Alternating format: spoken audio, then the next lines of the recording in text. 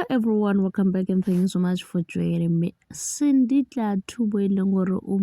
bapala o ba actor mo go Muvhango gape re be re mmona mo go The River o bolela gore yene se gale o tla ba a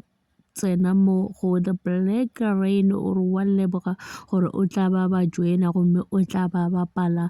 mo go Isiphephetho Suvele o re o fela pele gore a tla share character ga go ya story mo go Isiphephetho gomme re phalala re mo emetše ebile re a mo lebogiša gomme batho ba bantši ba re bona ke gale ba sa lebelele e-TV jwale ka ge e le gore motho e leng gore ba mo rata o tla ba le gona go Isiphephetho ba tlo thoma go lebelela e-TV ka ge e le gore ba tla be ba lebelela yena ka ga lerato le leng gore ba na le lona go yena ba rata ka mokgwa e leng gore o actor ka gona jwale le rena re mo emetše re tlo mmona mo go Isiphephetho gore o re swaretše tše di jwang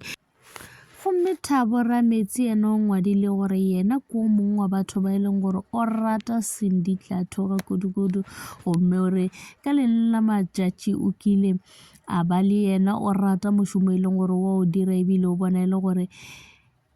a gona motho e leng gore o kile a actor le yena o e leng gore o na le botho ebile o bontšha bokgoni jwa gagwe go swana le Cindy Tlatu gomme o re o tshepa gore ge a ntše a le mo screening mo go e-TV go a bantše a bapalla Isiphephetho o tlo dira dilo tše di botse ka ge e le gore nakong tše dintšhi o phela a dira tše e leng gore di a kgahliša ke tšena tšeo ka Cindy Tlatu. Thank you so much for watching. Please don't forget to like, comment